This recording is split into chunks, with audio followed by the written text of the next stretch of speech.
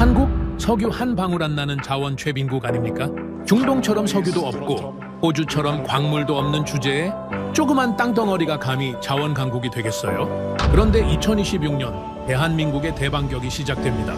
충북 영동군에서 1억 450만 톤, 세계 최대 규모의 일라이트가 확인된 것인데요. 중국 대형 광산의 20배를 넘는 양이었죠. 자원 없다고 국제무대에서 조롱받던 한국이 역대급 잭팟을 터뜨린 상황. 그 통쾌한 역정극 지금 바로 시작합니다. 시작하기 전 구독과 좋아요, 그리고 댓글에 대한민국 파이팅으로 한국을 응원해주세요. 여러분은 국가의 힘이 어디서 나온다고 보십니까? 미국 같은 군사력? 아닙니다. 러시아 같은 영토도 중국이나 인도 같은 인구도 아니죠. 중동 같은 자원은 더더욱 아닙니다. 진짜 힘은 그 나라를 이루고 있는 국민들과 국가 시스템에서 나옵니다. 국민성과 약점을 강점으로 전환할 수 있는 시스템 말이죠. 한국을 보십시오. 자원 한 톨 없이 산업화를 이뤘고 동시에 민주화를 달성했습니다. 세계 어느 교과서에도 없는 경로였죠. 그런데 지금 이 나라에 무슨 일이 벌어지고 있는지 아십니까? 2026년 봄 보스턴의 한 강연장에서 저는 이 질문을 던졌습니다. 청중석 곳곳에서 고개가 갸우뚱거렸습니다. 국제 정세에 관심이 있는 사람들은 한국을 중국을 견제하는 전략적 파트너 정도로 보고 있었던 거죠. 저는 자료 한 장을 띄웠습니다. 저는 리처드 스톤입니다. 하버드 케네디 스쿨에서 32년간 국제 정치 경제를 가르쳐 왔죠. 신흥국 분석이 제 전문 분야였고 패권 이동 구조를 수없이 들여다봤습니다. 1989년 베를린 장벽이 무너진 이후 세계 질서가 어떻게 재편되는지 현장에서 지켜봤어요. 브라질의 과잉 낙관을 받고 러시아의 자원 의존을 기록했습니다. 인도의 더딘 개혁도 분석했죠. 동남아 외환위기 때는 방콕과 자카르타를 오가며 붕괴 과정을 추적했고 2000년대 초부터 있었던 중국의 부상 과정은 15년 넘게 관찰했습니다. 웬만한 국가 흥망의 패턴은 다 안다고 자부했어요. 그런데 한국은 달랐습니다. 이 나라는 제 모든 예측 모델을 비껴갔거든요. 가난에서 벗어날 수 없을 거라던 예측을 깨고 산업화를 이뤘고 권위주의에 갇힐 거라던 전망을 뒤집고 민주화를 달성했습니다. 앞줄에 앉은 독일 경제학자가 손을 들었습니다. 교수님, 한국이 광물 자원을 발견한 건 알고 있습니다. 하지만 그게 세계 질서를 바꿀 만한 변수라고 보십니까? 중동의 석유, 아프리카의 희토류와 비교하면 규모 자체가 다르지 않습니까? 합리적인 질문이었습니다. 저 역시 처음엔 그렇게 생각했으니까요. 하지만 제 대답은 달랐습니다. 자원의 절대량이 아니라 누가 그 자원을 손에 쥐느냐가 문제입니다. 사우디아라비아는 석유를 팔지만 반도체는 만들지 못합니다. 콩고는 코발트를 캐내지만 배터리는 조립하지 못하죠. 그런데 한국은 어떻습니까? 이미 세계 최고 수준의 제조기술과 산업, 생태계를 가진 나라가 이제 자원까지 확보하기 시작했습니다. 강연장이 조용해졌습니다. 몇몇은 고개를 끄덕였고 몇몇은 여전히 회의적인 표정이었어요. 프랑스에서 온 외교관이 팔짱을 낀 채 물었습니다. 그렇다 해도 한국은 여전히 반쪽 국가 아닙니까? 북쪽과 분단된 상태에서 대륙 연결성도 없고 인구도 줄어들고 있습니다. 출산율은 세계 최저 수준이고 수도권 집중은 갈수록 심해지고 있어요. 에너지는 전량 수입에 의존하고 식량 자급률은 50%도 안 됩니다. 자원 하나 발견했다고 해서 이 모든 구조적 한계까지 극복되는 건 아니지 않습니까? 정확한 지적이었습니다. 한국의 약점을 제대로 짚은 거죠. 청중 몇몇이 고개를 끄덕였습니다. 맞는 말이라고 생각한 겁니다. 저는 잠시 침묵했습니다. 그리고 천천히 화면을 넘겼어요. 한반도 전체 지도가 떴습니다. 남과 북이 함께 표시된 지도였죠. 그리고 저는 말했습니다. 여러분이 보고 계신 건 분단된 한국입니다. 하지만 제가 말하려는 건 완성될 한국입니다. 지금 이 순간에도 세계는 한국을 제한적 강국으로 분류하고 있어요. 반도체 강국, 수출 대국, 중국 견제 파트너 정도로 보고 있죠. 틀린 말은 아닙니다. 하지만 불완전한 평가입니다. 청중석에서 웅성거림이 일었습니다. 완성될 한국이라는 표현이 낯설었던 거죠. 저는 계속 말을 이어갔습니다. 자원 없이도 산업화를 이뤘던 나라가 이제 자원을 손에 넣기 시작했습니다. 분단으로 대륙과 단절됐던 나라가 언젠가 연결될 가능성을 품고 있어요. 인구가 줄어드는 남쪽과 개발되지 않은 북쪽이 결합하면 어떻게 될까요? 남한의 반도체 기술, 조선 산업, 배터리 생산 능력과 북한의 지하 자원, 2천만 인구, 대륙 연결 철도가 하나로 묶이는 겁니다. 기술과 자본, 자원과 인구, 산업과 물류가 한 몸이 되는 거죠. 부산에서 출발한 기차가 평양을 거쳐 베를린까지 달리고 원산항과 나진항이 물류 거점으로 살아납니다. 이건 단순한 통일이 아닙니다. 구조의 완성입니다. 섬처럼 고립됐던 나라가 대륙과 연결되고 자원 없던 나라가 자원을 확보하며 인구 감소에 시달리던 나라가 인구를 보충받는 겁니다. 뒷줄에서 누군가 노트북에 뭔가를 타이핑하기 시작했습니다. 관심이 생긴 거죠. 앞줄의 일본 경제학자는 팔짱을 풀고 몸을 앞으로 기울였습니다. 하지만 여전히 반신반의하는 얼굴들이 많았습니다. 영국에서 온 군사 분석가가 냉소적인 투로 물었어요. 교수님, 그건 지나친 가정 아닙니까? 통일이 언제 될지도 모르는 상황에서 완성될 한국을 논하는 건 너무 이른 것 같은데요. 현실적으로 한국은 지금도 에너지 대부분을 수입하고 있고 식량 자급률도 낮습니다. 자원 하나 발견했다고 해서 이 모든 게 해결됩니까? 저는 고개를 끄덕였습니다. 맞는 말이었으니까요. 맞습니다. 현재의 한국만 보면 그렇습니다. 하지만 저는 지금을 보라고 말씀드리는 게 아닙니다. 구조를 보라는 겁니다. 저는 화면을 다시 넘겼습니다. 남한의 산업 지도와 북한의 자원 분포도가 겹쳐진 그래픽이 떴죠. 세계가 두려워하는 건 현재의 한국이 아닙니다. 엔진과 연료와 연결성을 모두 갖추게 될 완성형 한국입니다. 이미 최고 수준의 엔진을 가진 나라가 연료를 주입받고 대륙과 연결되는 순간 세계는 더 이상 이 나라를 설명할 수 없게 됩니다. 강연장 공기가 달라졌습니다. 처음에 무관심이나 회의는 사라지고 있었어요. 몇몇은 앞으로 몸을 기울였고 몇몇은 메모를 시작했죠. 저는 천천히 말을 이어갔습니다. 여러분, 전쟁은 관리됩니다. 동맹도 조율할 수 있고 경제 제재도 설계할 수 있어요. 하지만 완성된 한국은 계산되지 않습니다. 왜냐하면 이 나라는 이미 예측 불가능한 경로를 걸어온 나라이기 때문입니다. 청중석 여기저기서 시선이 교차했습니다. 어떤 이는 동의하는 듯 보였고 어떤 이는 여전히 의구심을 품고 있었죠. 하지만 무관심은 아니었습니다. 관심이 생긴 겁니다. 저는 마지막 문장을 던졌습니다. 오늘 저는 여러분께 3가지를 보여드리겠습니다. 첫째, 한국이 원래부터 어떤 나라였는지. 둘째, 지금 무엇이 달라지고 있는지. 셋째, 완성되면 어디까지 갈 수 있는지 말이죠. 강연장이 고요해졌습니다. 이제 본격적으로 시작할 시간이었습니다. 화면에 1953년 한반도 사진이 떴습니다. 폐허였습니다. 건물은 무너져 있었고 거리는 텅 비어 있었죠. 청중석이 조용해졌습니다. 모두가 아는 이미지였지만 다시 보니 충격이 다르게 다가온 거예요. 저는 말했습니다. 이게 출발점이었습니다. 3년간의 전쟁이 남긴 결과였죠. 남한 전체 산업시설의 40%가 파괴됐고 200만 명이 넘는 사람들이 목숨을 잃었습니다. 숫자를 말하는 동안 청중 몇몇이 고개를 끄덕였어요. 이미 알고 있다는 표정들이었습니다. 독일에서 온 경제학자가 손을 들었습니다. 교수님, 전쟁 폐허에서 시작한 나라가 한국만은 아니지 않습니까? 독일도 그랬고 일본도 마찬가지였습니다. 전후 복구는 충분히 가능한 일 아닙니까? 합리적인 반론이었습니다. 저는 고개를 끄덕였죠. 맞습니다. 하지만 독일에는 마셜 플랜이 있었고 일본에는 미국의 전폭적인 지원이 있었어요. 그리고 무엇보다 독일과 일본은 이미 산업화를 경험한 나라들이었습니다.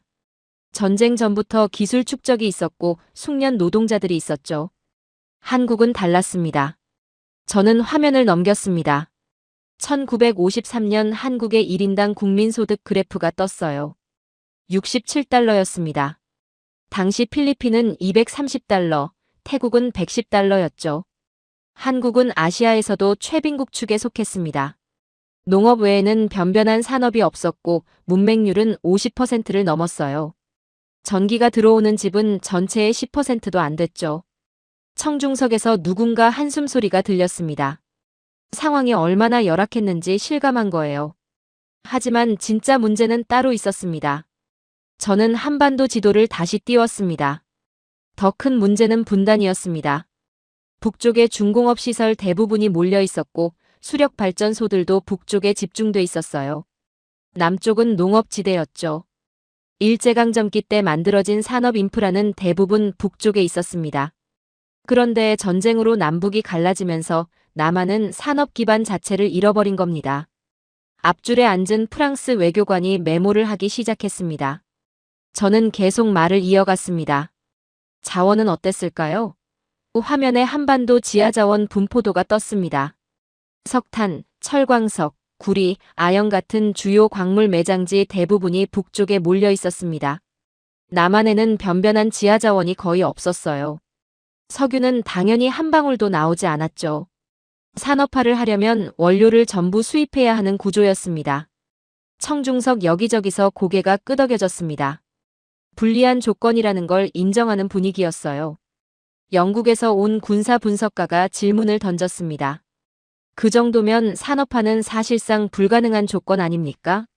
자원도 없고 자본도 없고 기술도 없는 상태에서 뭘 할 수 있었겠습니까? 저는 잠시 침묵했습니다. 그리고 천천히 대답했죠. 보통이라면 불가능했을 겁니다. 실제로 당시 세계은행 보고서를 보면 한국의 경제 전망은 암울했어요. 1961년 보고서에는 이런 문장이 있습니다. 한국은 향후 수십 년간 외부 원조 없이는 생존이 어려울 것으로 보인다. 국제사회의 판단이었죠. 저는 화면에 당시 다른 나라들과의 비교 자료를 띄웠습니다. 1960년 기준으로 볼까요? 한국의 1인당 국민소득은 130달러였습니다. 같은 시기 가나는 240달러, 필리핀은 250달러였어요. 아르헨티나는 1000달러가 넘었죠. 한국보다 잘 사는 나라가 아시아, 아프리카, 남미에 수두룩했습니다.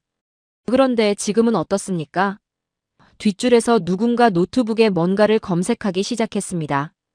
현재 수치를 확인하려는 거였죠. 지금 한국의 1인당 국민소득은 3만 달러를 넘습니다. 가나는 2000달러 초반이고 필리핀은 3000달러 수준이에요. 아르헨티나는 10,000달러 근처에서 정체돼 있죠. 완전히 뒤집힌 겁니다. 청중석 분위기가 달라졌습니다. 처음에 무관심이나 회의가 아니라 진지한 관심으로 바뀌고 있었어요. 일본 경제학자가 손을 들었습니다. 그렇다면 교수님, 한국은 어떻게 그 불가능을 가능하게 만들었습니까? 자원도 없고 자본도 없고 기술도 없던 나라가 말이죠. 저는 잠시 말을 멈췄습니다. 이 질문이 핵심이었거든요. 좋은 질문입니다.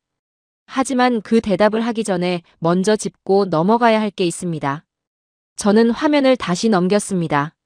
한국 지도 위에 빨간 선이 그어졌어요. 휴전선이었습니다. 분단은 단순히 영토가 반으로 나뉜 문제가 아니었습니다. 이건 국가 전체의 생존 구조가 절단된 거였어요. 북쪽에는 일당 독재의 적대 정권이 있었고 언제든 전쟁이 재개될 수 있는 상황이었습니다. 캐나다에서 온 정치학자가 끼어들었습니다. 그 말씀은 한국이 경제 개발과 안보 위협을 동시에 감당해야 했다는 뜻입니까? 저는 고개를 끄덕였습니다. 정확합니다. 가뜩이나 자원도 없고 자본도 없는데 국방비까지 엄청나게 쏟아부어야 했어요. 1960년대 한국의 국방비 비중은 국내 총생산의 4%를 넘었습니다. 개발도상국 치고는 엄청난 부담이었죠. 돈을 공장에 쓸지 총에 쓸지 선택해야 하는 상황이었습니다. 저는 청중들의 얼굴을 천천히 둘러봤습니다.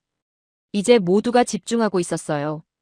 여러분, 제가 지금까지 말씀드린 건 한국이 얼마나 불리한 출발선에 서 있었는지입니다. 자원 없고 자본 없고 기술 없고 분단됐고 전쟁 위협 속에 있던 나라였죠. 상식적으로 생각하면 이런 나라가 산업화에 성공할 확률은 거의 없었습니다. 청중석이 조용했습니다. 모두가 다음 말을 기다리고 있었죠. 저는 마지막 문장을 천천히 내뱉었습니다. 그런데 이 나라는 해냈습니다. 어떻게 그게 가능했을까요? 자원이 없었다면 무엇으로 메웠을까요? 자본이 없었다면 어디서 끌어왔을까요? 그리고 무엇보다 왜 다른 나라들은 실패했는데 한국만 성공했을까요? 강연장에 침묵이 흘렀습니다. 질문이 공중에 떠 있었고 저는 일부러 답을 바로 주지 않았습니다. 바로 그 순간이 필요했던 겁니다. 궁금증이 최고조에 달한 순간 말이죠. 저는 화면에 새로운 자료를 띄웠습니다. 1950년 한국 농촌 사진이었어요. 땅을 일구는 농부들의 모습이 보였죠. 답은 여기서 시작됩니다. 1950년 농지개혁이었습니다. 청중석에서 몇몇이 고개를 갸우뚱했습니다. 농지개혁이 산업화와 무슨 상관이냐는 표정들이었어요. 저는 설명을 이어갔습니다. 한국 정부는 지주들이 소유한 농지를 강제로 사들여 소작농들에게 나눠줬습니다. 땅을 가진 적 없던 농민들이 처음으로 자기 땅을 갖게 된 거죠. 독일 경제학자가 손을 들었습니다. 그건 다른 나라들도 시도했던 정책 아닙니까? 중국도 토지개혁을 했고 소련도 집단 농장을 만들었습니다. 왜 한국만 달랐다는 겁니까? 저는 미소를 지었습니다. 핵심을 찌르는 질문이었거든요. 차이는 이겁니다. 중국과 소련은 땅을 국가가 가져갔어요. 농민들은 집단 농장의 노동자가 됐죠. 하지만 한국은 땅을 농민 개인에게 줬습니다. 자영농이 된 겁니다. 저는 화면에 통계 자료를 띄웠습니다. 1950년 이전에는 전체 농가의 60% 이상이 소작농이었습니다. 땅 한 뼘 없이 남의 땅을 빌려 농사짓던 사람들이었죠. 그런데 개혁 이후 자작농 비율이 70%를 넘어섰어요. 엄청난 변화였습니다. 뒷줄에서 누군가 메모를 하기 시작했습니다. 수치가 설득력 있게 다가온 거죠. 그런데 진짜 중요한 건 그 다음입니다. 저는 목소리 톤을 약간 높였습니다. 자기 땅을 가진 농민들이 뭘 했을까요? 수확물이 늘어나자 그들은 자식을 학교에 보내기 시작했습니다. 전에는 소작료 내고 나면 남는 게 없어서 애들을 학교에 못 보냈어요. 하지만 이제는 달랐죠. 내 땅에서 나는 곡식은 온전히 내 것이었고 그 돈으로 교육에 투자할 수 있었습니다. 청중석 분위기가 조금씩 달라지고 있었습니다. 프랑스 외교관이 끼어들었습니다.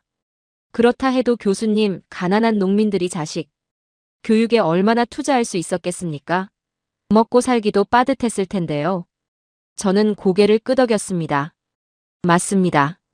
객관적으로 보면 여전히 가난했어요. 하지만 한국 농민들은 달랐습니다. 그들은 자식이 글을 읽고 쓸 줄 알면 자기들보다 나은 삶을 살 수 있다고 믿었거든요. 저는 화면을 넘겼습니다. 1960년대 한국의 취학률 그래프가 떴습니다. 1960년 초등학교 취학률이 90%를 넘었습니다. 같은 시기 필리핀은 70%, 태국은 60% 수준이었어요. 1970년에는 중학교 진학률이 50%를 넘어섰죠. 가난한 나라치고는 믿기 어려운 수치였습니다. 앞줄에 일본 경제학자가 팔짱을 풀고 앞으로 몸을 기울였습니다. 흥미가 생긴 거였어요. 교육받은 세대가 자라나자 뭔가 달라지기 시작했습니다.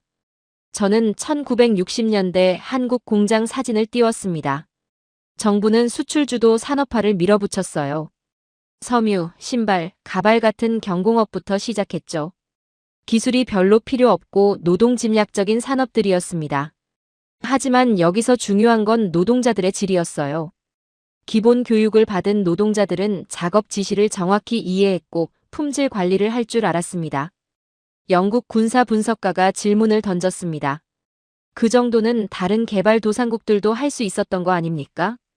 값싼 노동력으로 경공업 제품을 만드는 건 흔한 전략이었지 않습니까? 저는 잠시 침묵했습니다. 그리고 천천히 대답했죠. 맞습니다. 초반에는 그랬어요. 하지만 한국은 거기서 멈추지 않았습니다. 경공업에서 번 돈을 중화학공업에 쏟아부었거든요.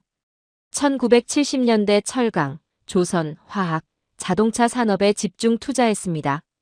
저는 화면에 포항제철 건설 현장 사진을 띄웠습니다. 1973년 포항에 대형 제철소가 들어섰습니다.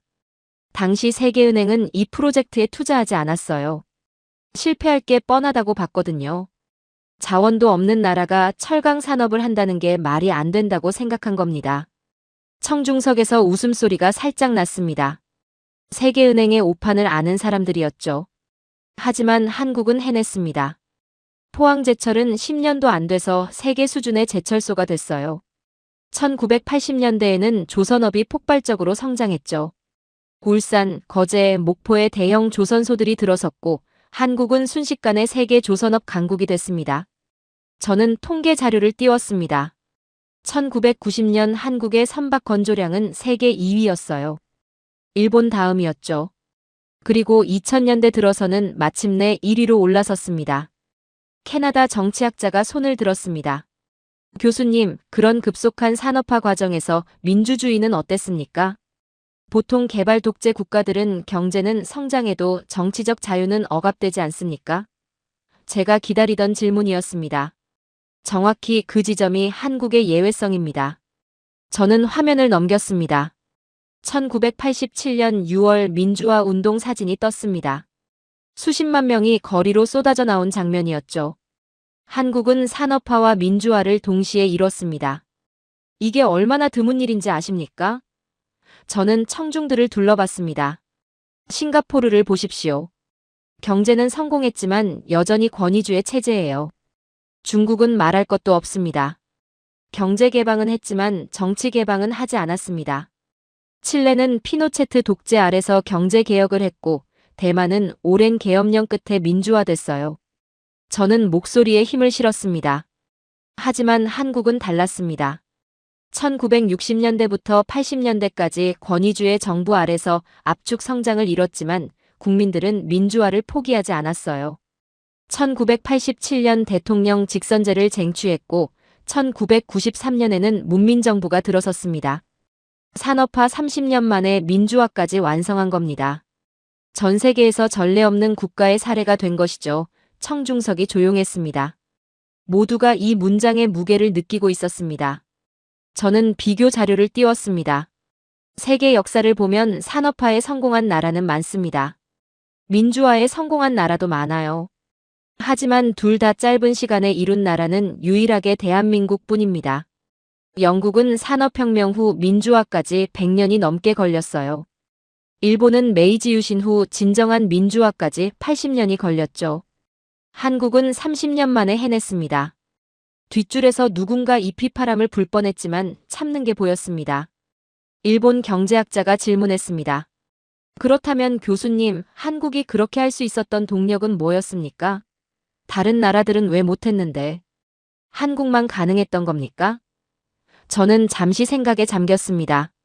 그리고 천천히 입을 열었죠. 여러 요인이 있었습니다.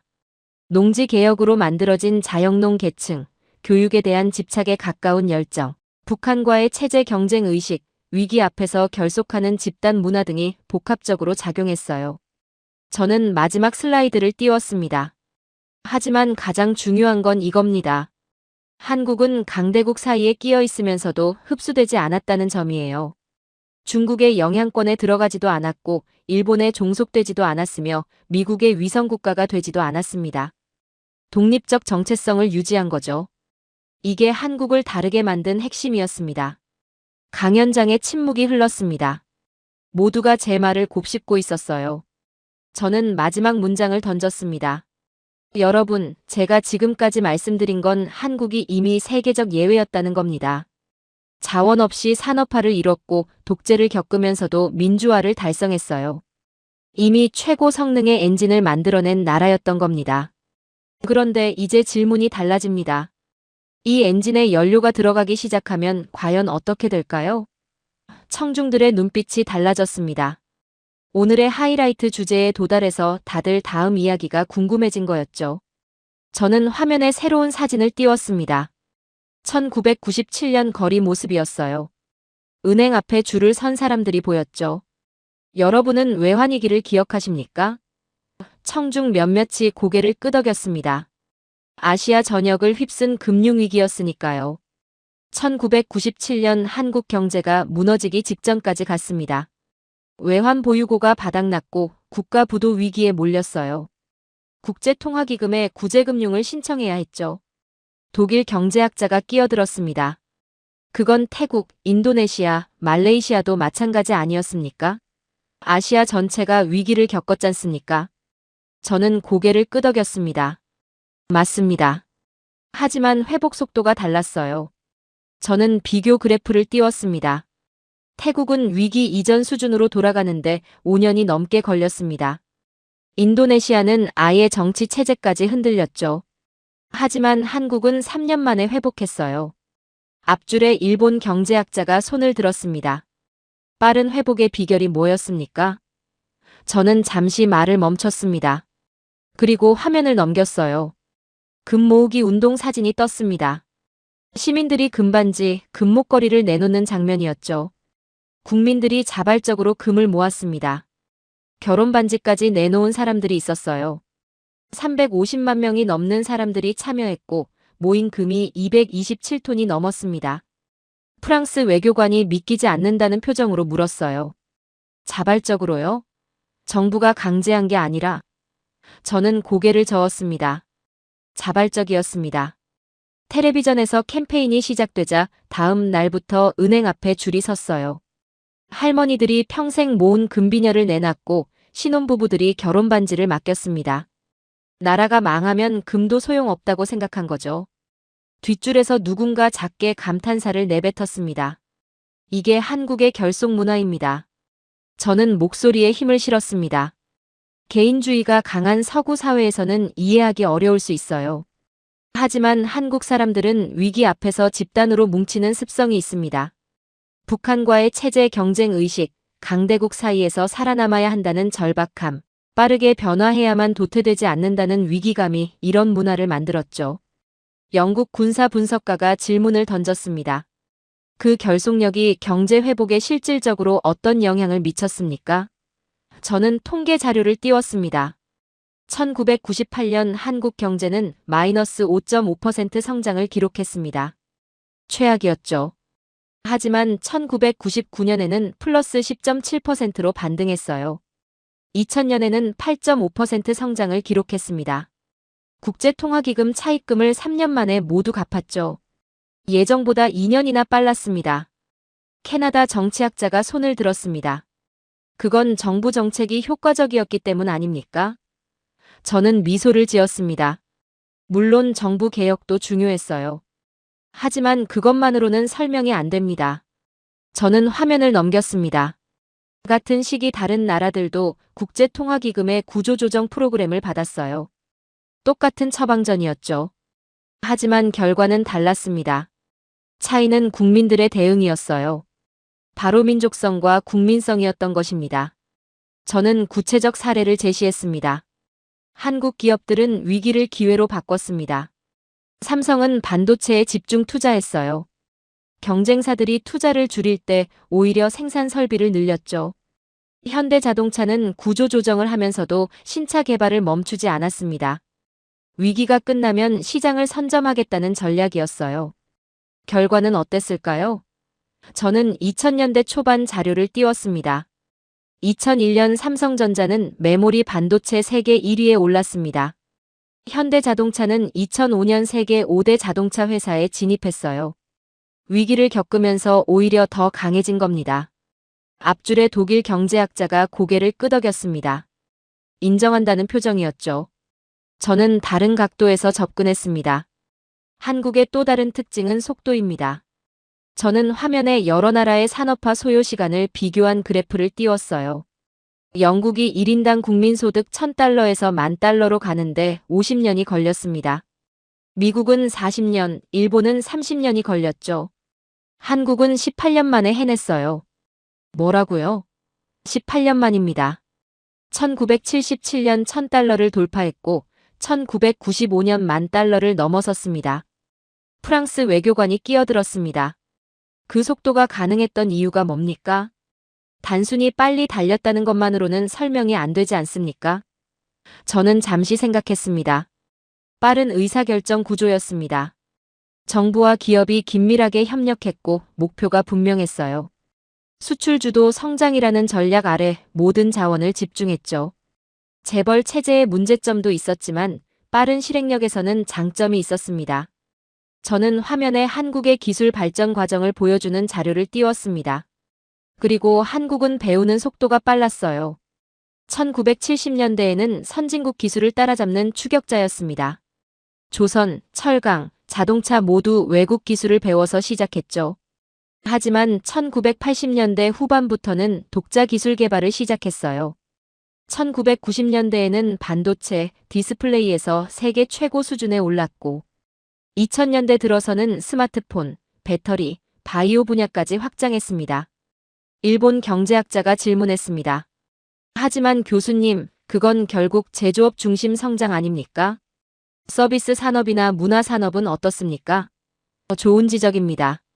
저는 기다렸다는 듯 화면을 넘겼습니다. K-팝 콘서트 장면이 떴어요. 수만 명의 관중이 환호하는 모습이었죠. 좋은 지적입니다. 하지만 한국은 제조업에만 머물지 않았어요. 2000년대 들어 한국 대중문화가 아시아를 넘어 전 세계로 퍼져나갔습니다. K-팝, 드라마, 영화가 글로벌 시장을 장악하기 시작했죠. 2012년 강남스타일이 유튜브에서 10억 뷰를 돌파했고 2020년 기생충이 아카데미 작품상을 받았습니다. K-팝 그룹들은 빌보드 차트 1위에 오르고 있어요. 제조업 강국이 문화 강국으로도 변신한 겁니다. 영국 군사 분석가가 손을 들었습니다. 그렇다면 교수님, 한국의 핵심 경쟁력은 뭐라고 보십니까? 저는 잠시 침묵했습니다. 그리고 천천히 대답했죠. 적응력입니다. 글로벌 트렌드를 빠르게 읽고 그에 맞춰 변신하는 능력이에요. 제조업에서 문화산업으로, 하드웨어에서 소프트웨어로, 추격자에서 선도자로 계속 진화해 왔습니다. 이게 한국을 다른 나라들과 구별되게 만드는 핵심이죠. 저는 마지막 슬라이드를 띄웠습니다. 한국의 주요 경제 지표들이 나열돼 있었어요. 자원 없이 시작한 나라가 세계 10위권 경제 대국이 됐습니다. 1인당 국민소득 3만 달러를 넘었고 수출액은 6천억 달러를 돌파했어요. 반도체, 디스플레이, 조선, 배터리에서 세계 1위 또는 2위를 차지하고 있죠. 이게 엔진입니다. 이미 최고 성능의 엔진을 만들어낸 나라였던 겁니다. 저는 청중들을 천천히 둘러봤습니다. 그런데 여러분, 이제 질문이 달라집니다. 이 엔진에 연료가 공급되기 시작하면 어떻게 될까요? 자원 없이도 여기까지 온 나라가 이제 자원까지 손에 넣기 시작했습니다. 강연장이 조용해졌습니다. 모두가 다음 이야기를 기다리고 있었어요. 궁금증이 최고조에 달한 순간이었죠. 저는 화면을 껐습니다. 잠시 어둠이 강연장을 채웠죠. 그리고 다시 켜진 화면에는 강원도 영동 지역 지도가 떠 있었습니다. 2024년 봄 한국지질자원연구원이 발표한 자료입니다. 저는 마우스를 클릭했어요. 지하 단면도가 나타났고 특정 광물 매장 지역이 빨간색으로 표시됐습니다. 일라이트라는 광물입니다. 청중 몇몇이 고개를 갸우뚱했습니다. 생소한 이름이었던 거죠. 독일 경제학자가 손을 들었어요. 일라이트요? 그게 뭡니까? 저는 설명을 시작했습니다. 점토 광물의 일종입니다.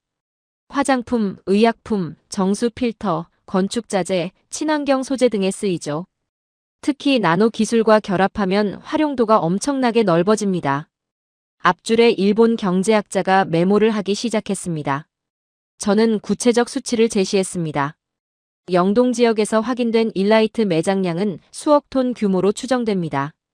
순도도 높아요. 세계적으로 이 정도 규모와 품질을 동시에 갖춘 매장지는 흔치 않습니다. 프랑스 외교관이 끼어들었습니다. 그렇다 해도 교수님, 그건 결국 광물 하나 아닙니까? 중동의 석유, 아프리카의 희토류에 비하면 규모가 작지 않습니까? 저는 고개를 끄덕였습니다. 절대량으로만 보면 그렇습니다. 하지만 중요한 건 누가 그 자원을 가졌느냐입니다. 저는 목소리 톤을 높였어요. 사우디아라비아는 석유를 팝니다. 하지만 정유 기술은 제한적이고 석유화학 산업은 초보 수준이에요. 콩고는 코발트를 캡니다. 하지만 배터리는 만들지 못하죠. 호주는 리튬을 수출합니다. 하지만 전기차는 생산하지 않아요. 자원은 있지만 가공 기술이 없는 겁니다. 저는 화면을 넘겼습니다. 한국의 산업 구조도가 떴어요. 한국은 정반대입니다. 기술은 세계 최고 수준인데 자원이 없었어요. 반도체 공장은 돌아가는데 원료는 수입해야 했고 화학 공장은 있는데 원자재는 외국에서 사와야 했습니다. 배터리 기술은 인류인데 리튬은 칠레에서 코발트는 콩고에서 가져와야 했죠. 엔진은 최고 성능인데 연료가 없던 구조였습니다. 영국 군사 분석가가 질문했습니다. 그렇다면 일라이트가 그 연료 역할을 할 수 있다는 겁니까? 저는 잠시 생각했습니다. 일라이트 하나만으로 모든 게 해결되는 건 아닙니다. 하지만 시작이에요. 자원 빈국이라는 꼬리표가 서서히 벗겨지기 시작한 겁니다. 그리고 여러분들이 하나 놓치고 계신 게 분명 있습니다. 바로 이거죠. 북한 지역 자원 분포도입니다. 지도에 각종 광물 매장지가 표시돼 있었어요. 북한에는 마그네사이트, 텅스텐, 몰리브덴, 금, 은, 아연, 구리 같은 광물이 풍부합니다. 전문가들은 북한 지하자원의 잠재 가치를 3천조 원에서 6천조 원으로 추정해요. 하지만 개발되지 않고 있죠. 기술이 없고 자본이 없고 시장이 없으니까요. 교수님, 그건 통일을 전제로 한 이야기 아닙니까? 통일이 언제 될지도 모르는데. 너무 앞서가는 거 아닙니까? 예상했던 반론이었습니다. 저는 천천히 대답했죠. 맞습니다. 통일 시점은 아무도 모릅니다. 10년 후일 수도 있고 30년 후일 수도 있어요. 또는 눈 깜짝할 사이에 될 수도 있다는 학계의 분석도 있습니다. 무엇보다 중요한 건 가능성입니다. 그 가능성이 현실화되는 순간 뭐가 달라지느냐는 거죠. 저는 화면에 남북한 결합 시뮬레이션 자료를 띄웠습니다. 남한의 기술과 자본, 북한의 자원과 노동력이 결합하면 어떻게 될까요? 남쪽에서 개발한 채굴 기술과 정제 기술로 북쪽 광물을 캐냅니다. 남쪽 공장에서 그 원료를 가공해 제품을 만들어요. 원료 수입 비용이 줄어들고 부가가치는 올라갑니다. 자원 의존도가 낮아지고 산업 경쟁력은 강화되는 거죠. 앞줄의 독일 경제학자가 고개를 끄덕이면서도 반박했습니다. 이론적으로는 맞는 말입니다. 하지만 북한 인프라는 낙후돼 있지 않습니까? 도로, 철도, 항만 시설이 제대로 작동하지 않는데 어떻게 자원을 운반하겠습니까? 저는 미소를 지었습니다. 바로 그 지점이 기회입니다. 화면이 바뀌었어요. 남한의 건설 기술을 보십시오. 고속도로, 항만, 철도 건설 사진들이 떴습니다. 한국 건설사들은 중동에서 초고층 빌딩을 짓고 동남아시아에서 고속도로를 건설해 왔어요. 기술력은 세계 최고 수준입니다. 북한 인프라를 재건하는 건 기술적으로 어렵지 않아요. 오히려 엄청난 내수 시장이 생기는 겁니다. 건설, 통신, 에너지, 물류전 분야에서 수요가 폭발하죠. 프랑스 외교관이 드디어 팔짱을 풀었습니다. 관심이 생긴 표정이었어요. 그렇다면 투자 비용은 어느 정도로 예상됩니까? 저는 자료를 띄웠습니다. 전문가들은 북한 인프라 재건에 최소 200조 원에서 500조 원이 필요하다고 봅니다. 엄청난 돈이죠. 하지만 이건 비용이 아니라 투자예요. 그 돈이 한국 기업들에게 돌아가고 일자리가 만들어지며 새로운 시장이 열립니다. 일본 경제학자가 질문했습니다. 하지만 교수님, 그 정도 규모의 투자를 한국 혼자서 감당할 수 있습니까? 저는 고개를 저었습니다. 혼자서는 힘들 겁니다. 하지만 국제 자본이 들어올 수밖에 없어요. 미개발 시장이 열리고 자원 개발 기회가 생기면 전 세계 자본이 몰려듭니다. 중국도 관심 있을 거고 러시아도 참여하고 싶어 할 겁니다.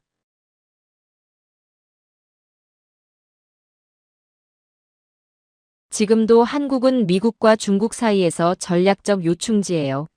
하지만 통일 한국은 차원이 다릅니다. 태평양과 유라시아 대륙을 잇는 교량 국가가 되는 거죠. 부산에서 출발한 기차가 평양을 거쳐 중국, 러시아를 지나 유럽까지 달릴 수 있습니다. 해양 세력과 대륙 세력을 동시에 연결하는 나라가 되는 겁니다. 세계 물류의 중심이자 글로벌 리더가 되는 것이지요.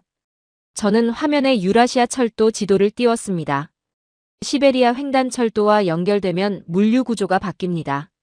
지금은 한국에서 유럽까지 배로 한 달 넘게 걸려요. 하지만 철도로 연결되면 2주일이면 도착합니다. 물류 비용이 줄고 시간이 단축되죠. 한국이 동북아 물류 허브에서 유라시아 물류 허브로 격상되는 겁니다. 캐나다 정치학자가 손을 들었습니다. 교수님, 그렇게 되면 주변 강대국들의 견제가 심해지지 않겠습니까? 저는 잠시 침묵했습니다. 노골적이면서도 핵심을 찌르는 질문이었거든요. 당연히 견제가 있을 겁니다. 중국은 한국이 너무 강해지는 걸 원치 않을 거고 일본도 경쟁 의식을 느낄 겁니다. 러시아는 자기 영향력이 약해지는 걸 경계할 거예요. 미국 역시 한국이 지나치게 자율적으로 움직이는 걸 불편해할 수 있죠. 저는 목소리에 힘을 실었습니다. 하지만 그게 바로 포인트입니다. 강대국들이 견제한다는 건 한국이 그만큼 중요한 변수가 됐다는 뜻이에요. 무시할 수 있는 나라가 아니라 계산해야 하는 나라가 된 겁니다. 전쟁은 관리됩니다. 동맹도 조율할 수 있어요. 하지만 완성된 한국은 계산되지 않습니다. 왜냐하면 이 나라는 이미 예측 불가능한 경로를 걸어온 나라이기 때문이죠. 강 현장이 조용해졌습니다. 처음에 회의적 분위기는 완전히 사라졌어요. 모두가 제 말에 집중하고 있었습니다. 저는 마지막 문장을 던졌습니다. 엔진은 이미 완성돼 있었습니다. 이제 연료가 들어오기 시작했어요. 그리고 마지막 변수가 남았습니다. 판 전체를 바꾸는 변수 말이죠. 지금부터는 제가 입장을 바꿔 한국을 조목조목 비판해 보겠습니다. 저는 화면을 바꿨습니다. 한국의 인구 피라미드 그래프가 떴어요. 역삼각형 모양이었죠. 현실을 직시해야 합니다. 저는 냉정하게 말했습니다. 한국의 합계 출산율은 0.7이에요. 세계 최저 수준입니다. 이 속도로 가면 2050년 인구는 4천만 명 아래로 떨어집니다. 2070년에는 3,500만 명까지 줄어들 거예요. 청중석이 술렁였습니다. 독일 경제학자가 고개를 끄덕였어요. 역시 한계가 있군요. 그의 목소리에는 확신이 담겨 있었습니다. 그럴 줄 알았다라는 태도였죠. 강연 초에 회의적 태도로 돌아가는 분위기였어요. 저는 계속 약점을 제시했습니다. 고령화 속도도 세계 최고입니다. 2025년이면 초고령 사회에 진입해요. 65세 이상 인구가 전체의 20%를 넘는 겁니다. 저는 다른 그래프를 띄웠습니다. 에너지 자급률은 더 심각합니다. 석유는 전량 수입이에요. 천연가스도 99%를 외국에서 사옵니다. 석탄도 마찬가지죠. 원자력 발전소가 있지만 우라늄 역시 수입해야 해요. 에너지 안보가 사실상 없는 구조입니다. 식량 자급률도 보십시오. 저는 화면을 넘겼습니다. 곡물 자급률이 20% 수준입니다. 밀, 옥수수, 콩은 대부분 수입이에요. 쌀만 자급할 뿐이죠. 전쟁이나 국제 분쟁이 터지면 식량 공급에 심각한 문제가 생길 수 있습니다. 캐나다 정치학자가 손을 들었습니다. 그 정도면 구조적 취약성이 상당한데요. 앞서 말씀하신 엔진이 아무리 좋아도 이런 약점들이 발목을 잡지 않겠습니까? 저는 고개를 끄덕였습니다. 맞습니다. 현재 시점에서만 보면 그래요. 저는 잠시 말을 멈췄습니다. 그리고 화면을 바꿨죠. 북한 지도가 떴습니다. 하지만 여기를 보십시오. 북한 인구는 2,500만 명입니다. 대부분 젊은 층이에요.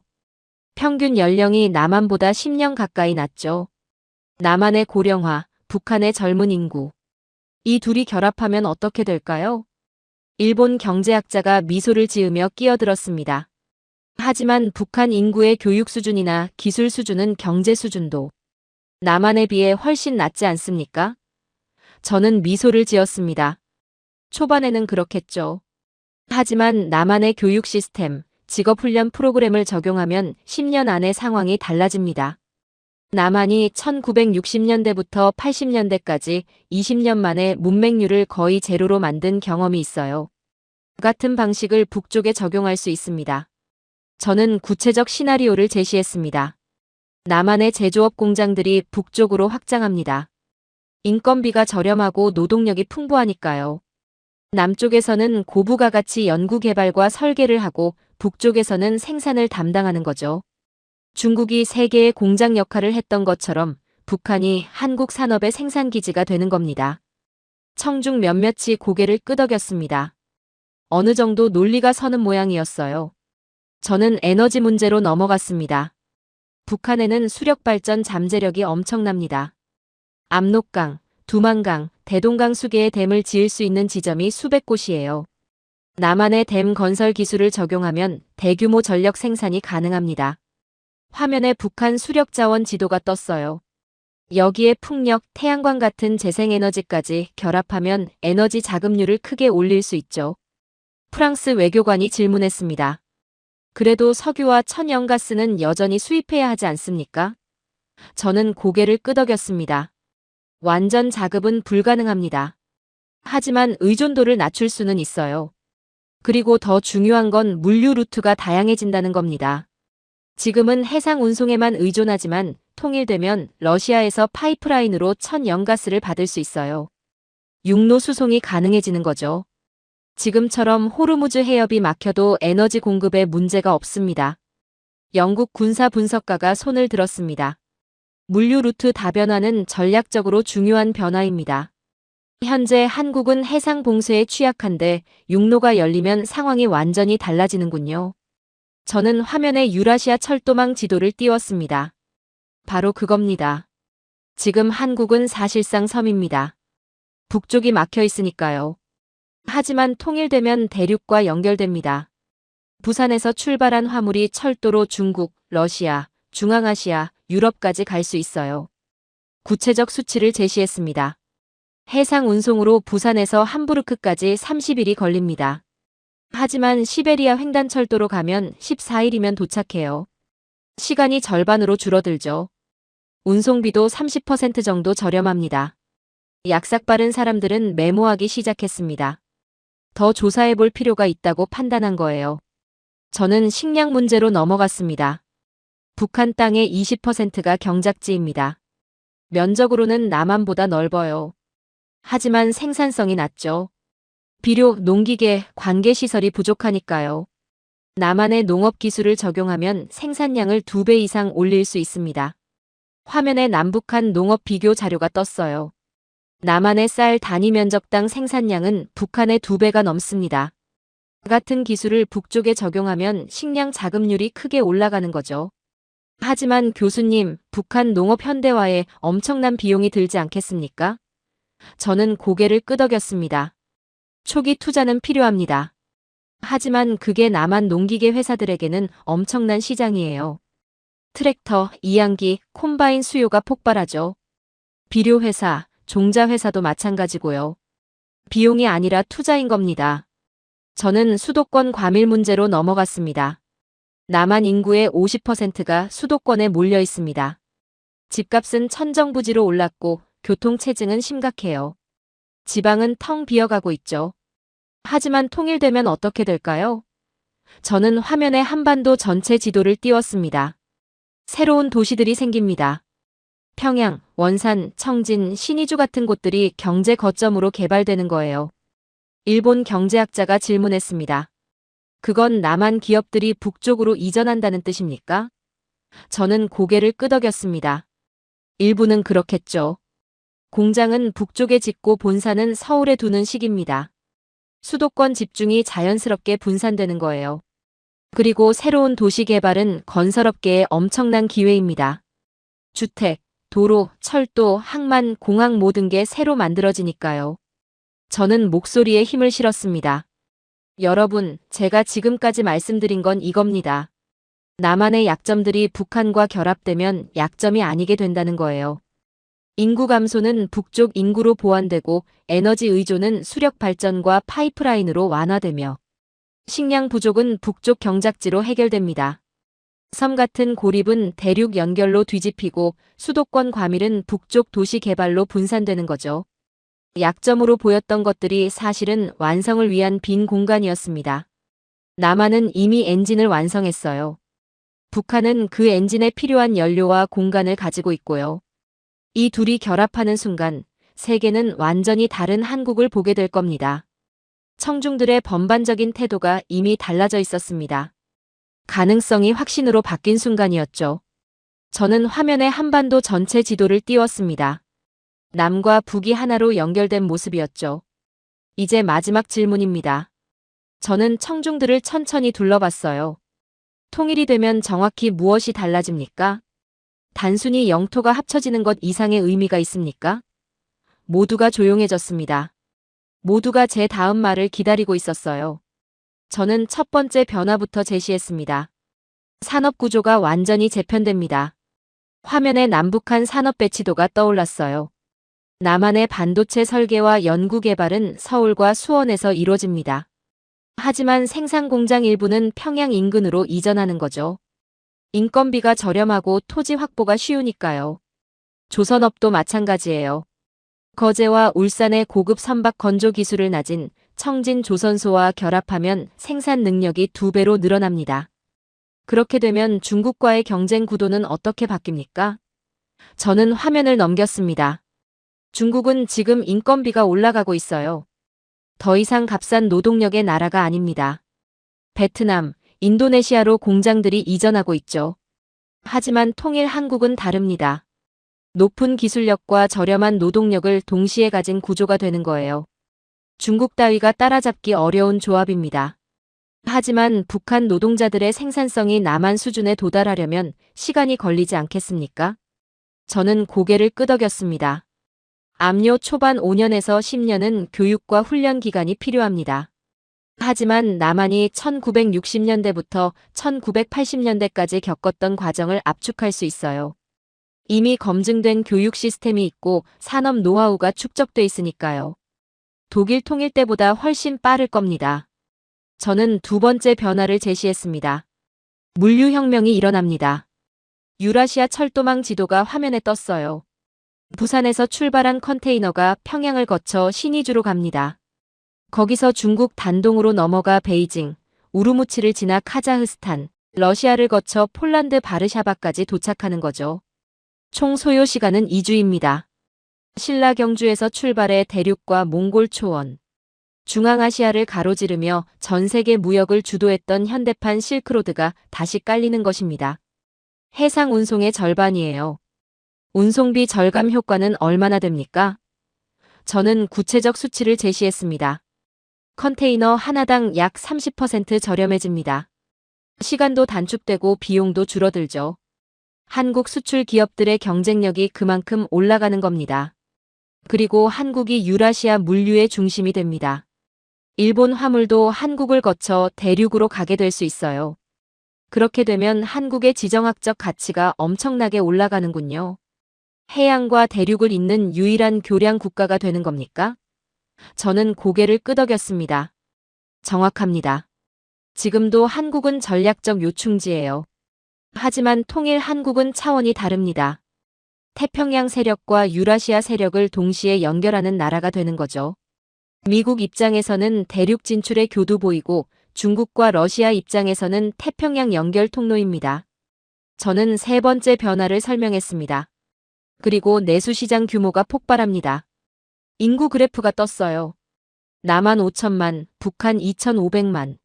합치면 7,500만 명 시장입니다. 여기에 구매력까지 고려하면 엄청난 내수시장이 형성되는 거죠. 북한 주민들의 소득이 올라가기 시작하면 소비 수요가 폭발합니다. 가전제품, 자동차, 스마트폰, 의류, 식품 모든 분야에서 수요가 생기는 거예요. 그 수요를 남한 기업들이 독점할 수 있습니까? 중국 기업들도 진출하려 하지 않겠습니까? 저는 미소를 지었습니다. 경쟁은 있을 겁니다. 하지만 남한 기업들이 압도적으로 유리해요. 언어가 같고 문화가 비슷하며 정부 정책 지원도 받을 수 있으니까요. 그리고 남한 브랜드에 대한 북한 주민들의 선호도가 높을 겁니다. 이미 밀수로 들어간 남한 제품들이 북한에서 인기가 많거든요. 저는 화면에 구체적 시나리오를 띄웠습니다. 통일 후 10년 시나리오를 보겠습니다. 연도별 변화 그래프가 나타났어요. 통일 원년부터 5년까지는 인프라 건설 붐이 일어납니다. 도로, 철도, 항만, 공항, 통신망 건설에 엄청난 투자가 몰리죠. 남한 건설사들이 총동원되고 철강, 시멘트 수요가 폭발합니다. 실업률은 거의 제로 수준으로 떨어질 거예요. 저는 계속했습니다. 5년에서 10년 사이에는 제조업 이전과 확장이 본격화됩니다. 평양, 남포, 함흥 같은 도시들의 산업단지가 들어서고 남한 중소기업들이 대거 진출하죠. 북한 노동자들의 기술 수준도 크게 올라갑니다. 이 시기에 수출이 급증할 거예요. 생산 능력이 늘어나고 원가가 낮아지니까요. 독일 경제학자가 끼어들었습니다. 그 정도 성장이 가능하려면 자본이 엄청나게 필요할 텐데요. 저는 고개를 끄덕였습니다. 남한 정부 예산만으로는 부족합니다. 하지만 국제자본이 몰릴 거예요. 세계은행, 아시아개발은행 같은 국제기구의 차관이 들어오고 미국, 중국, 일본, 유럽 민간 자본도 투자할 겁니다. 미개발 시장에 대한 투자 기회는 그렇게 흔치 않거든요. 저는 네 번째 변화를 제시했습니다. 군사적 부담이 줄어듭니다. 화면에 남북한 군사력 비교 자료가 떴어요. 지금 남한은 GDP의 2.5%를 국방비로 씁니다. 북한과의 대치 때문이죠. 통일되면 이 부담이 크게 줄어듭니다.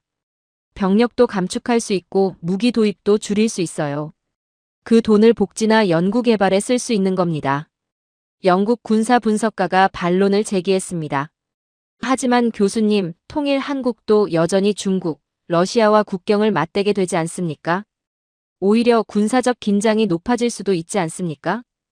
저는 잠시 생각했습니다. 일리 있는 지적입니다. 하지만 성격이 달라져요. 북한과의 대치는 같은 민족끼리 총부리를 겨누는 비정상적 상황이었죠. 엄청난 심리적, 경제적 부담이었습니다. 중국, 러시아와의 관계는 정상적인 국가 간 관계예요. 협력할 부분도 많고 견제할 부분도 있지만 전면전의 관계는 아니죠. 저는 마지막 변화를 설명했습니다. 국제적 발언권이 커집니다. 저는 목소리에 힘을 실었어요. 인구 7,500만 명, GDP 세계 10위권, 첨단 기술 보유국, 유라시아 물류 허브. 이런 나라를 세계가 무시할 수 있겠습니까? UN 안전보장이사회 상임이사국까지는 아니더라도 지칠 수준의 발언권은 확보하게 될 겁니다. 프랑스 외교관이 손을 들었습니다. 그렇게 되면 미국과의 관계는 어떻게 바뀝니까? 한미동맹은 유지됩니까? 저는 신중하게 대답했습니다. 동맹은 유지되겠지만 성격이 달라질 거예요. 지금처럼 일방적으로 의존하는 관계가 아니라 대등한 파트너십으로 변하는 겁니다. 한국이 미국에 필요한 만큼 미국도 한국에 필요한 관계가 되죠. 한국의 자율성이 훨씬 커집니다. 저는 청중들을 둘러봤습니다. 모두가 집중하고 있었어요. 여러분, 제가 지금까지 말씀드린 게 통일 한국의 모습입니다. 산업, 물류, 시장, 군사, 외교 모든 게 달라지는 거예요. 이건 단순히 남북이 합쳐지는 게 아닙니다. 완전히 새로운 국가가 탄생하는 겁니다. 강연장에 침묵이 흘렀습니다. 무거운 침묵이었죠. 저는 마지막 문장을 천천히 내뱉었습니다. 세계가 두려워하는 건 지금의 한국이 아닙니다. 엔진과 연료와 연결성을 모두 갖춘 완성형 한국입니다. 그리고 그 완성은 이미 시작됐어요. 영동 일라이트는 신호탄이었고 북한과의 대화 재개 가능성은 점점 커지고 있습니다. 세계는 준비해야 합니다. 계산할 수 없는 변수가 현실이 되기 전에 말이죠. 청중들의 표정이 완전히 달라져 있었습니다. 더 이상 회의적이지 않았어요. 저는 잠시 물을 마셨습니다. 그리고 청중들을 다시 바라봤죠. 아, 중요한 걸 빼먹었네요. 손을 들어 화면을 조작했습니다. 한반도 중앙을 가로지르는 녹색띠가 나타났어요. 비무장지대였습니다. 통일되는 순간 이게 열립니다. DMZ 말이죠. 청중석이 술렁였습니다. 독일 경제학자가 고개를 끄덕였어요. 베를린 장벽이 무너졌을 때와 비슷하겠군요. 저는 손을 저었습니다. 규모가 다릅니다. 베를린 장벽은 도시 하나를 가른 선이었어요. 하지만 DMZ는 한반도 전체를 가로지르는 248km 길이의 거대한 띠입니다. 폭은 4km예요. 총 면적이 약 907제곱킬로미터입니다. 저는 구체적으로 설명했습니다. 1953년 이후 70년 넘게 사람의 손길이 닿지 않은 땅이에요. 지뢰가 묻혀있고 철책선이 가로막고 있어서 아무도 들어갈 수 없었죠. 그런데 이게 열리는 겁니다. 서울에서 평양까지 가로막았던 장벽이 사라지는 거예요. 일본 경제학자가 손을 들었습니다. 그 땅의 가치는 어느 정도입니까? 저는 화면에 DMZ 위성 사진을 띄웠습니다. 먼저 생태적 가치를 보겠습니다. 이곳은 세계적으로 보기 드문 자연 보존 지역이 됐어요. 멸종위기 동물들이 서식하고 있죠. 두루미, 저어새, 사냥, 수달 같은 희귀종들이 살고 있습니다. 생태학자들은 이곳을 살아있는 자연사 박물관이라고 부르거든요. 국제학계에서는 DMZ를 유네스코 생물권 보전 지역으로 지정하자는 논의가 있었습니다. 저는 관련 자료를 띄웠어요. 생태 관광의 보고가 될 수 있어요. 전 세계 환경학자들과 관광객들이 몰려들 겁니다. 갈라파고스나 아마존처럼 천혜의 자연환경을 체험할 수 있는 곳이 되는 거죠. 저는 다른 측면을 제시했습니다. 하지만 생태 보존만이 전부는 아닙니다. 화면이 바뀌었어요. 지하 단면도가 나타났죠. 더 대박인 건 이 땅 아래 뭐가 있는지 아무도 몰라요. 70년간 지질 조사가 한 번도 이루어지지 않았거든요. 남한 쪽에서는 접근할 수 없었고 북한 쪽도 마찬가지였습니다. 미지의 땅인 겁니다. 지하 자원이 있을 가능성이 높습니까? 저는 신중하게 대답했습니다. 확실하지는 않아요. 하지만 가능성은 있습니다. 남북한 광물 매장지대가 이어지는 구간이 있거든요. 철원, 화천, 양구 일대는 지질학적으로 흥미로운 지역이에요. 통일되면 본격적인 조사가 시작될 겁니다. 저는 개발 가능성으로 넘어갔습니다. 생태 보존 구역과 개발 구역을 나눠서 접근할 수 있어요. 서부 지역 일부는 생태공원으로 남기고 동부 지역은 개발하는 시기죠. 경의선과 동해선 철도가 이미 연결 공사를 해뒀습니다. 통일되면 즉시 운행을 재개할 수 있어요. 저는 DMZ 개발의 경제적 효과를 설명했습니다. 이 지역의 산업단지, 물류센터, 관광시설이 들어설 수 있어요. 서울과 평양 중간 지점이니까 양쪽에서 접근하기 좋죠. 개성공단이 재개되고 확대됩니다. 남한 기업들이 대거 진출할 거고 북한 노동자들이 일자리를 얻게 되는 겁니다. 청중 몇몇이 고개를 끄덕였습니다. 저는 화면을 다시 한반도 전체 지도로 바꿨습니다. 여러분, 지금까지 제가 말씀드린 게 완성형 한국입니다. 산업화와 민주화를 동시에 이룬 예외적 엔진에 일라이트라는 자원 연료가 공급되고 북한과의 결합으로 인구, 자원, 물류, 시장이 확장되며 DMZ 개방으로 상징적 통합까지 이뤄지는 거예요. 이 모든 게 결합되는 순간 세계는 완전히 다른 한국을 보게 됩니다. 강연장이 조용했습니다. 처음에 회의적 분위기는 완전히 사라졌어요. 프랑스 외교관은 팔짱을 풀고 앞으로 몸을 기울이고 있었고 독일 경제학자는 계속 메모를 하고 있었습니다.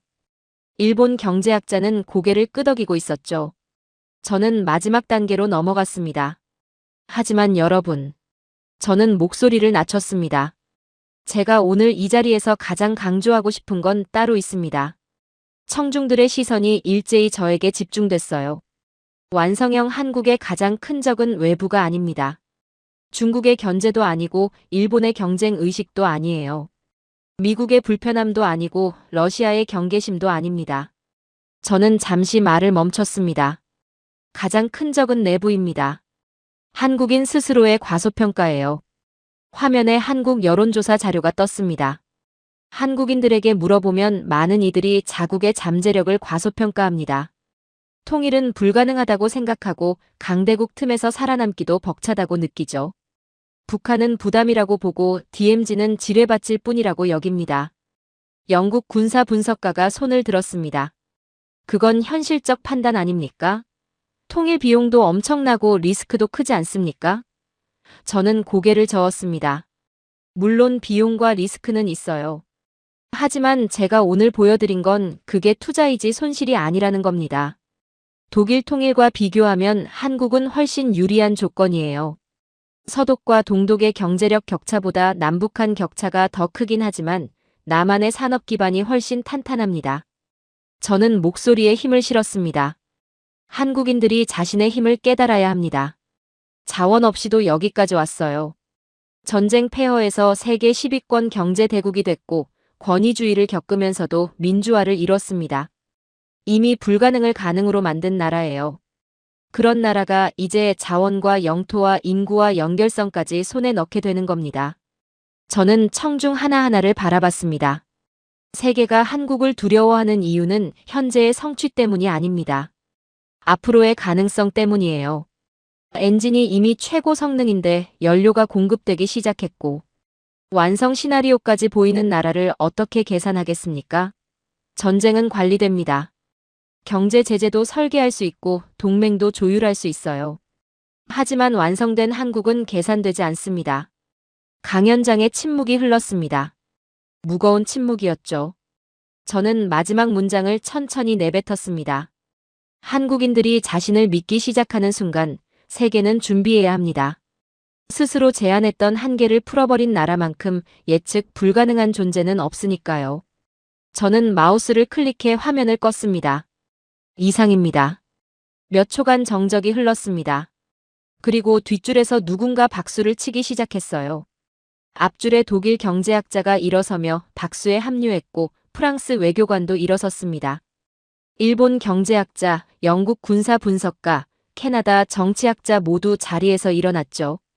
강연장 전체가 기립박수로 채워졌습니다. 저는 고개를 숙여 인사했습니다.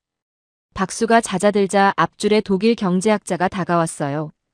교수님, 오늘 강연은 제 시각을 완전히 바꿔놨습니다. 한국을 다시 봐야겠습니다. 프랑스 외교관도 악수를 청했습니다. 파리로 돌아가면 보고서를 다시 써야겠군요. 기존 평가가 얼마나 피상적이었는지 깨달았습니다. 강연장을 나서면서 저는 창밖을 바라봤습니다. 보스턴 하늘이 맑았어요. 세계가 한국을 어떻게 보든 한국이 스스로를 어떻게 보느냐가 결국 미래를 결정할 거라는 생각이 들었습니다. 완성형 한국은 이미 가능성이 아니라 진행 중인 현실이었으니까요. 오늘도 끝까지 시청해주셔서 정말 감사합니다. 오늘은 하버드 케네디 스쿨의 리처드 스톤 교수님이 들려주신 완성형 한국 이야기를 살펴보았는데요. 자원 없이 산업화와 민주화를 동시에 이룬 예외적 엔진, 영동 일라이트라는 새로운 연료, 그리고 통일 시나리오까지 결합되면 어떤 국가가 탄생하는지 흥미로운 분석이 많았습니다. 오늘 준비한 내용은 여기까지입니다. 우리나라의 잠재력과 완성 가능성이 세계 질서에 어떤 의미를 가질 수 있는지 조금이라도 전달됐기를 바랍니다. 오늘 영상이 유익하셨다면 좋아요와 구독으로 함께 해주시면 감사하겠습니다. 여러분은 완성될 한국이 가장 먼저 바꿀 것이 경제일지, 외교일지, 아니면 세계 질서 전체일지 어떻게 생각하시나요? 다양한 의견이나 질문이 있으시면 언제든 댓글로 남겨주세요. 그럼 다음에 더 유익한 영상으로 다시 찾아뵙겠습니다. 끝까지 시청해주셔서 감사합니다.